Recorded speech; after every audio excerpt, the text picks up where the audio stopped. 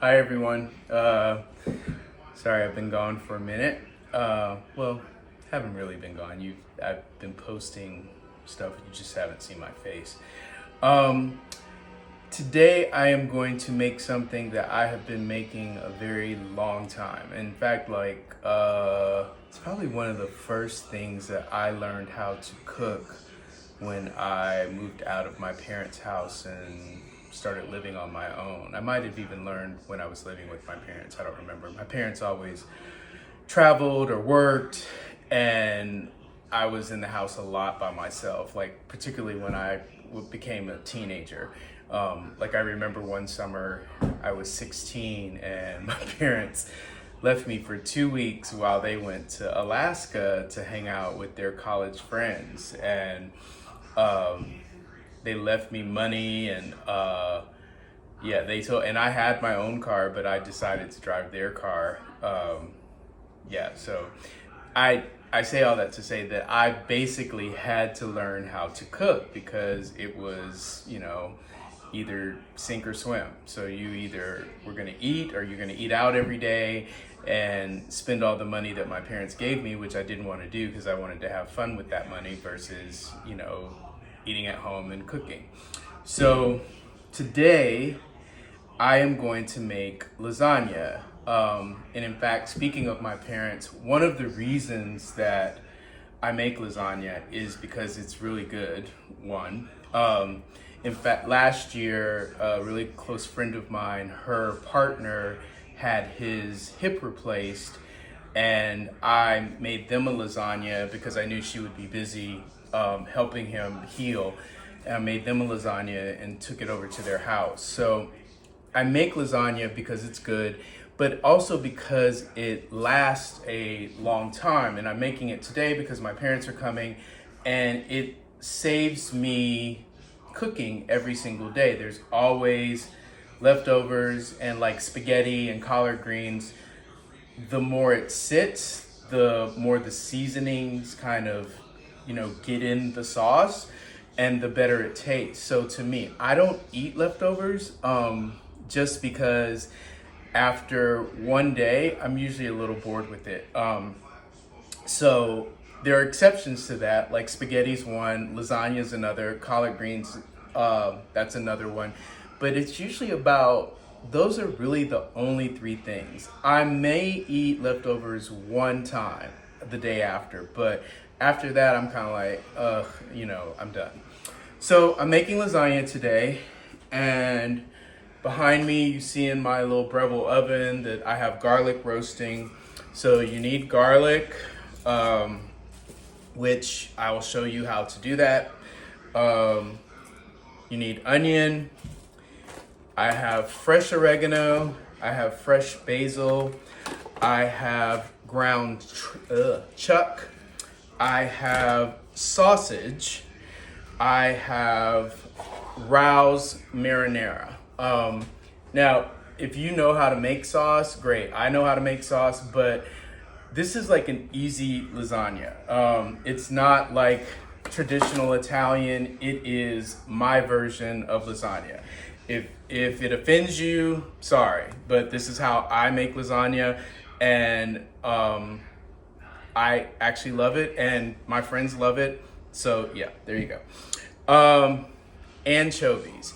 And I'm going to talk about this. So I use anchovies when I get started, and because it creates an umami flavor. I only use 2 of them, and nobody ever knows that I have anchovies in there. Like, they disappear while I'm sauteing the onions and the other stuff that I saute, which I'll go through.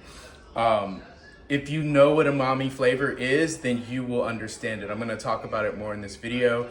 But umami flavor is it gives everything like a big boost. Like, there's several things that you can use to create umami flavor, which anchovies is one.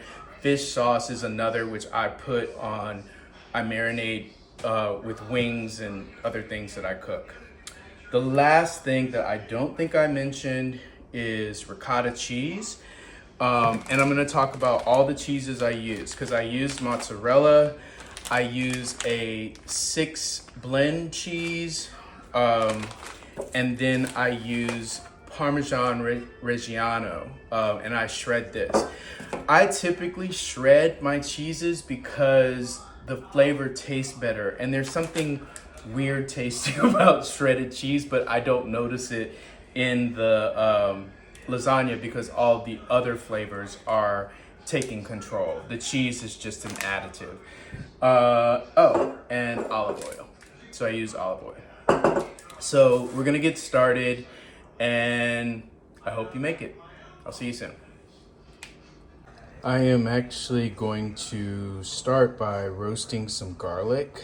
I'm gonna cut the head off of this garlic, place it in this ramekin, put some olive oil on top of it, some foil on top of the ramekin, and then I'm gonna place it in my Breville oven and let it roast for an hour at 400 degrees. You can see I've removed the head, and I am going to put some olive oil on here, just coat it, and then I'm going to put some aluminum foil on top of this and roast for an hour. All right, the garlic is done roasting. I'm gonna take it out and I'll place it here. I'm gonna let it rest. Be careful. But that is what the roasted garlic looks like. And when I squeeze it out, it's gonna look like paste almost, actually. You'll see when I start sauteing everything. All right, so kind of like with the sauce, I forgot that about the pasta. So I'm using Barilla lasagna noodles, and I'm going to just put them in the salted water and let them cook for about 8 minutes. Again, so like with the sauce, if you know how to make pasta, great. I actually know how to make pasta, but I am not spending my time making pasta. One of the things that I do when I drain my pasta is I put a little cup underneath the colander because I like saving some of the pasta water, and I add it back into my sauce because it helps thicken it, and it puts some of the salty flavor from the water into my sauce. Just so you know, I always make anywhere from 8 to 10 pasta noodles because I hate when my noodles rip like that. It drives me crazy. So I always make extra just in the event that this happens, because it always happens. Okay, so I have halved an onion. It's a sweet yellow onion, and I have cut a few thin slices of the half of onion. And I want to say that I do not have any measurements for people because this is just me cooking with my heart, and that's the honest to God's truth. Like, one of the reasons I like baking is because it's a science and it's very precise. Cooking is not precise. It's kind of like, people can give you guidelines, but people like things to be a little bit more salty, or people like things to be a little bit more sweet.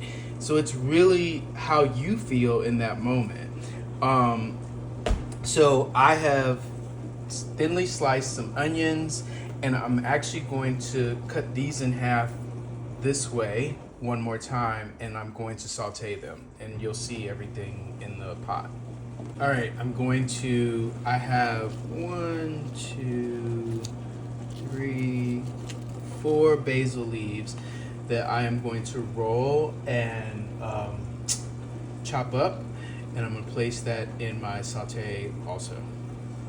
All right, this is my saute. You see I have the onions, the thinly sliced onions. I have a few mushrooms, like maybe 1/4 of a cup of mushrooms. I have my 2 anchovies over here. They're flat fillet anchovies.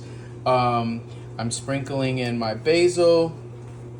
I am going to squeeze my garlic in, my roasted garlic that I've allowed to cool. Hold on 1 second. All right, so I had to wrap it in a paper towel, but I want you all to see that that's what the garlic looks like when it comes out, and I'm gonna put it all in my paste. I'm sorry, in my saute. All right, This right here sitting on top is the roasted garlic. I'm going to let this saute and it's going to come together. I also believe in salting everything as you go along. That way the salt gets deep in the flavor. Now keep in mind, I'm not putting too much salt because these anchovies are going to add a lot of saltiness to my saute already. I'm gonna let this saute for about 6 to 7 minutes until the onions are translucent, and then I'm gonna come back and do some more. I have added my ground chuck and my Jimmy Dean sausage so they can brown. I'm also gonna salt this because I've added new stuff to my saute. And I'm gonna let this brown. And then it's going to be really greasy, and I cannot stand greasy lasagna, so I'll need to pour all the grease off the top before I make my sauce. So I said I was going to talk to you about umami flavor. I'm trying to get that light out of here. So umami is considered to be the fifth taste that our taste buds experience. So there's four that we know about, which are sweet, salty, sour, and bitter. So umami is considered to be the fifth, which is savory.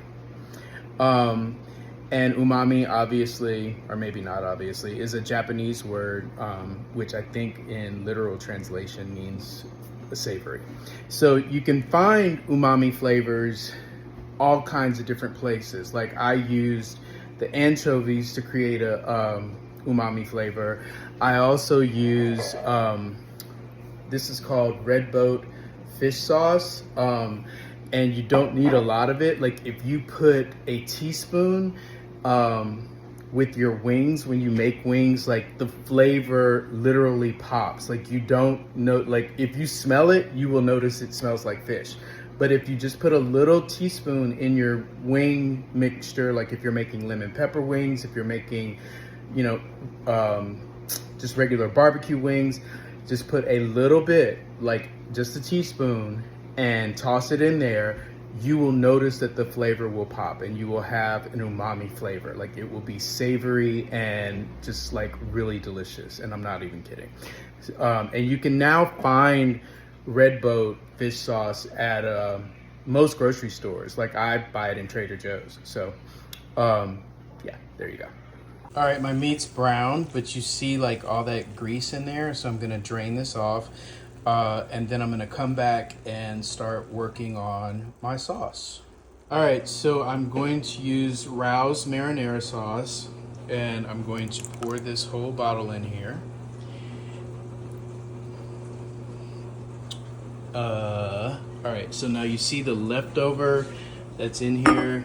I'm going to take a little bit of my pasta sauce, I don't know, like that much, which may be like a fourth of a cup.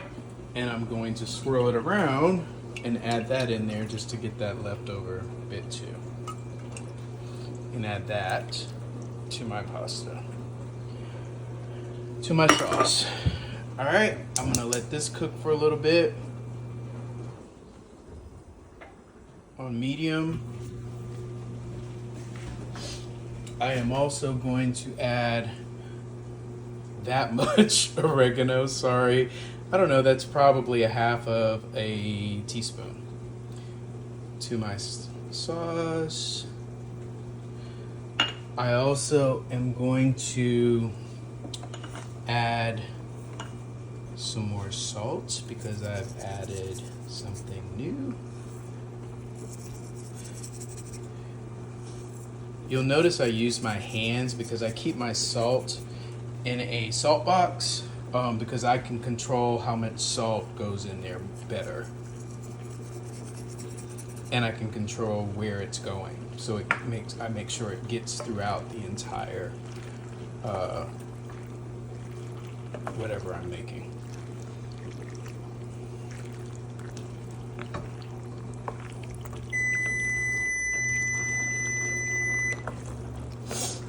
I'm gonna let it cook down for probably about 20 minutes so everything can get in there. While my sauce is cooking, I am going to make a ricotta cheese mixture, and I am just going to take about a cup of ricotta cheese. I'm going to add 1 egg, the entire egg, into this, and I am going to mix this, whisk it, or together, and I'll show you what it is. I'm holding the phone and trying to whisk at the same time. All right, this is the mixture. It has a little bit of a yellow tint to it because of the egg, but that's what it should. That's the consistency it should be. I am ready to make lasagna. So I grabbed a ladle and I am spooning it into my lasagna pan, and I put a few in here, 2 ladles in here, or spoonfuls, and I'm just gonna pat it down. And then I am going to, ideally it should just meet all the corners. Need a little bit more to get this corner over here. I like thick lasagna, thick layers, I mean. All right, so now I'm gonna grab some noodles and some cheese, and I'm just gonna layer. So I have added my noodles. Now I am going to add a layer of ricotta on here. Now you can do as many layers as you like. I typically only do, because I like chunky layers of lasagna, I typically only do this layer, the bottom layer, and then noodles and more sauce and a top layer of noodles and cheese. And that's it for me. I've taken my ricotta mixture, my ricotta egg mixture, and I have spread it out over the layer of noodles. And now I'm gonna sprinkle some cheese on top of this, and then I'm just gonna repeat. All right, so I have my layer of cheese on top of the ricotta, and now I'm going to repeat the steps I just did. So I'm gonna put sauce and pat it out until it reaches the corners, and then noodles, and then I'm not gonna do another layer of ricotta, but I am just gonna do the noodles with cheese on top. And I'll come back and show you before I put it in the oven. All right, so here's my lasagna. You can see all those layers in there. I'm gonna bake this in the oven at 350 until, I don't know, until the cheese is melted. I usually leave the light on, and because I like a little bit of brown cheese on top, like I like the crunchiness of it, I usually crank up the heat to 425 for like maybe 10 minutes and let it get a little brown and bubbly. Oh, so little tip, if you are like me and cannot stand a dirty oven, you might want to put some foil or a pan underneath to catch the drippings, because otherwise you're gonna have a dirty, burnt oven smell throughout your house. Forgot to mention that I actually sprinkle a little bit more basil on top, because when the cheese melts and the basil's in there, it's really good. All right, here's my lasagna. I just took it out of the oven, and you'll notice that some of the corners are curled. That's because the cheese is so heavy, and so the corners curl up from the heavy cheese.